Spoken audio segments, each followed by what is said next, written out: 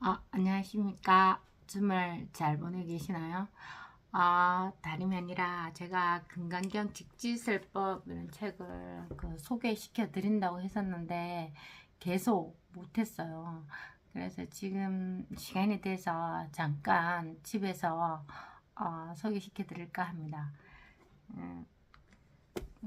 무심선언에서 선을 잇는 금강경이라고 해서 2003년도에 우리 선생님이 이제 설법한 걸 녹취한 책이 있습니다. 그 책이 참 인기가 많았어요. 무심선언에서 여러 번 이제 재판해서 인기가 많았던 책입니다. 또 저도 그 책이 인연에 대해서 이 무심선언을 알게 되고 또 공부를 하게 됐죠. 그러다가 이제 2014년쯤 이제 금강경 설법을 한 것을 녹취한 게 지금 바로 이 책이에요. 금강경 직지설법 1권, 2권, 3권으로 나눠가 나옵니다. 그냥 내용을 그냥 이렇게 계속 꾸준히 설법한 것을 책으로 이제 1권, 2권 나누다 보니까 3권까지 이제 나누게 되어 있는 것 중에 1권, 2권은 나오고 이제 여기 1권이에요. 여기 2권이고 그 다음에 3권이 또 한 권 나오겠죠. 색깔을 뭐 다르게 해서 그 책이 나왔어요. 그리고 이 책이 왜 이렇게 이제 제가 또 강추를 하냐 하면 우리가 사실 경전은 되게 어렵습니다. 또 부처님 말씀을 알기 위해서 경전의 뜻을 찾고 의미를 파고 들어가는 그런 성향이 좀 있기 때문에 사실은 늘 가지고 있는 법을 놓치는 거예요. 전도가 되어 있는 거죠. 예를 들자면 이제 호빵이 있잖아. 옷에 이제 겨울에 추울 때 따끈따끈 호빵이 있으면 그 호빵을 그냥 먹으면 되는 거죠. 먹으면 되는데 아는 게 너무 많은 거예요. 부처님 시대에는 어떤 걸 호빵이라 했을까? 근데 호빵에는 기운이 뭐가 있고 뭐 어떻게 돼서 호빵이란 이름이 생겼을까? 호빵에 맨 처음에는 제일 처음에 기운은 무엇을 넣었을까? 그건 어디에서 나왔을까? 그 다음에 지금은 또 호빵이 뭐 안에 들어가는 것에 따라 다 다르지 않습니까? 뭐 호박이 들어간다든지 팥이 들어간다든지 자꾸 이렇게 나눠서 분별하는 거예요. 그렇게 자꾸 경전의 내용을 찾아서 분석하고 어떻게 하면 그 호빵의 그런 어떤 참맛을 알고 싶어 하는 게 그렇게 찾고 있는 거예요. 근데 사실은 그냥 호빵 먹으면 그 맛을 알 수 있는 거죠. 압니다. 어떤 사람은 뭐 맛있게 먹고 어떤 사람은 달다 할 수가 있는 거, 어떤 사람은 내 입에 안 맞다 할 수 있는 거, 다 천차만별이에요. 정해져가 있는 건 없습니다. 그래서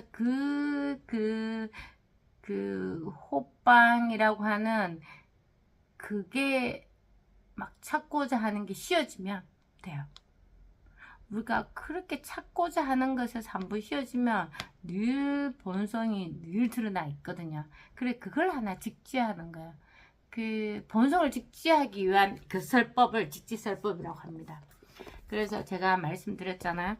뭐 아무렇게나 한번 펼쳐서 읽어도 됩니다. 왜? 늘 법을 직지하기 때문에.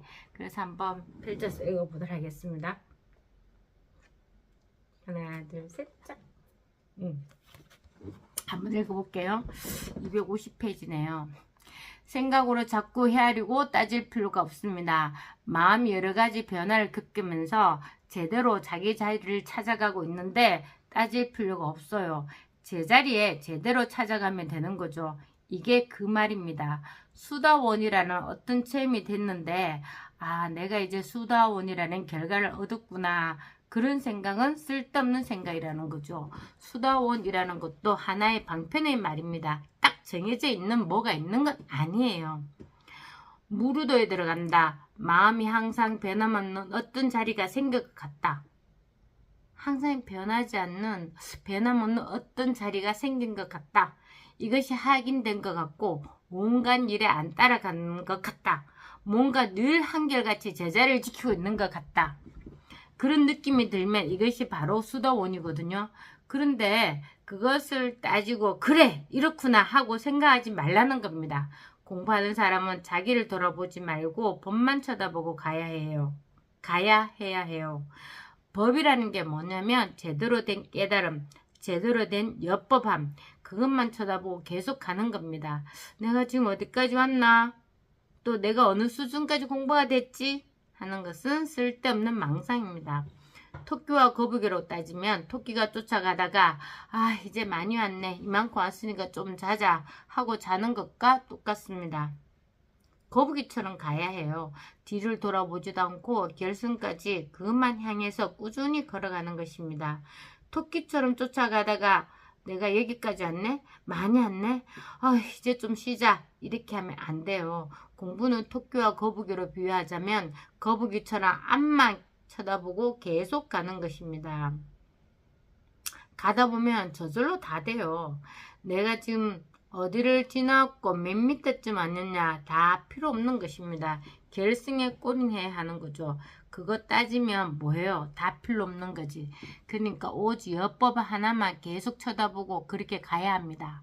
수다원이라고 방편으로 이런 이름을 만들어 놨는데 이 정도 공부가 된 사람이 내가 이제 수다원이라는 결과를 얻었구나 그런 생각을 하는 것은 옳지 않습니다. 그것은 좋은 공부 태도가 아니라는 말이에요. 이렇게 나와요. 또 이건 한번 읽어보도록 하겠습니다. 이건 또 아무렇게나 펼치면 돼요. 내용이 중요하지 않습니다. 법을 직지하고 또 우리가 가지고 있는 그 아르마리를 쳐내는 거예요. 그래서 그런 아르마리 생각이 없으면 늘 법이 드러나거든요. 자, 이것도 그냥 아무렇게나 펼쳐보도록 하겠습니다.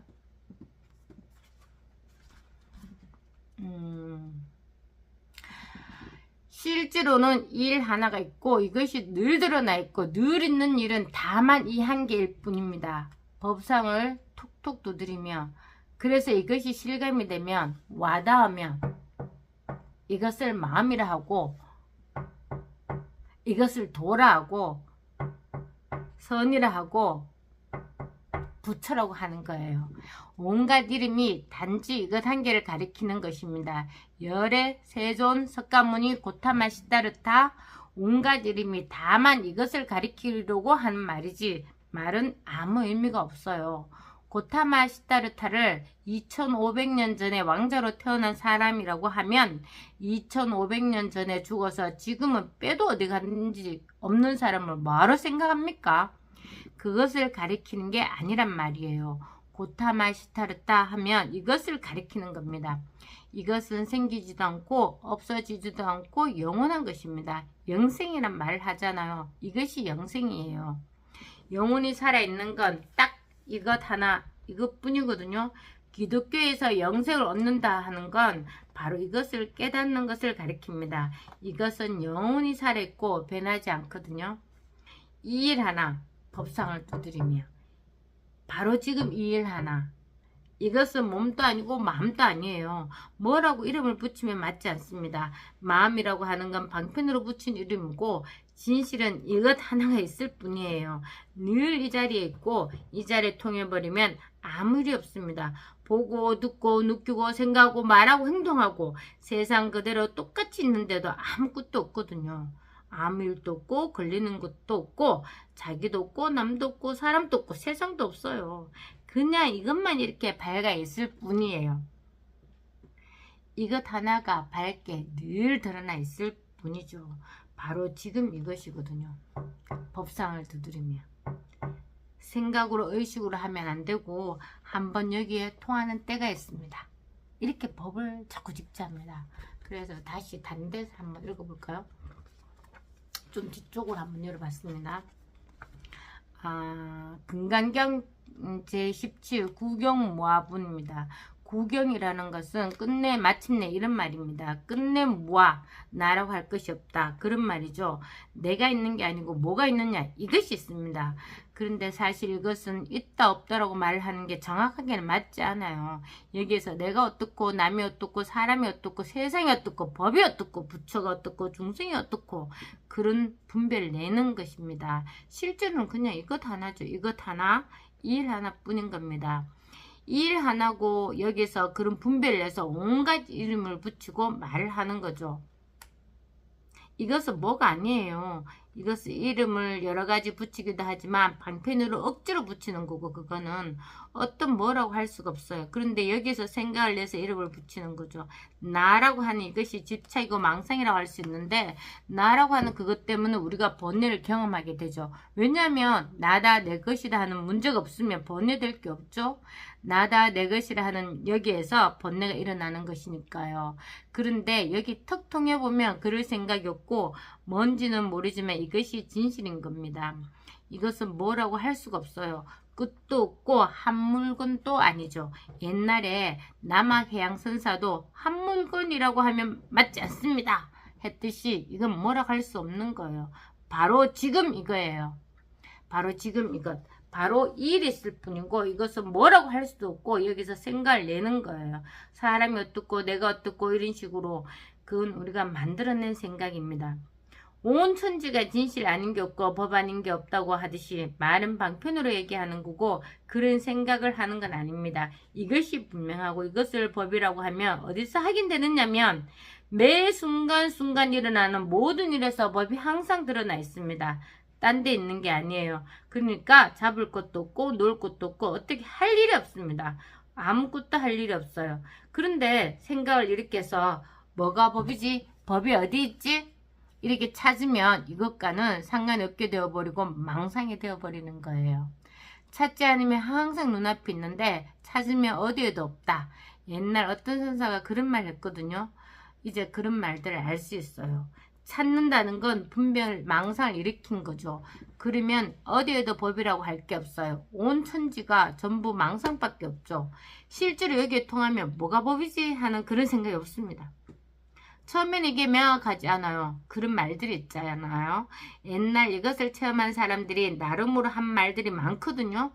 은한 한기가 눈에 보이진 않지만 방 안에 가득 차 있듯이 이것이 드러나 있다. 이런 식으로 말하는 사람도 있고 처음에는 그렇게 이야기하는데 나중에 시간이 지나면 이것이 제일 확실한 것입니다. 이것이 제일 확실하고 분명하고 오히려 보고 듣는 게 꿈과 같아요. 험한 겁니다.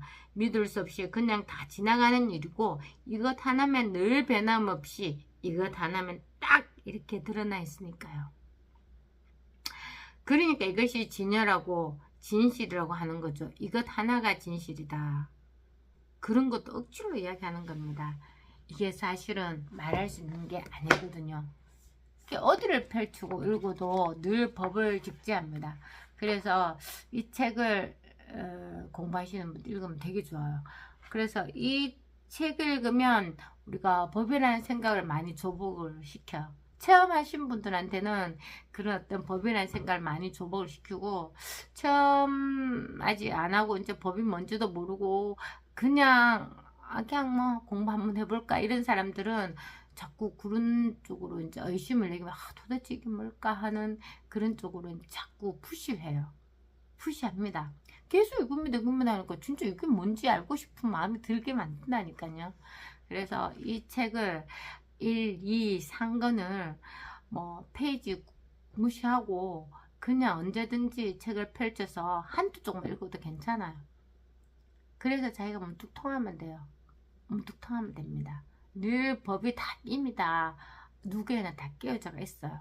근데 자기가 잠시 동안 잠깐이라도 딴 데 정신이 팔려 있어서 모를 뿐이에요. 그래서 딱 통해서 알면은 그만입니다. 책을 한번 읽어보십시오.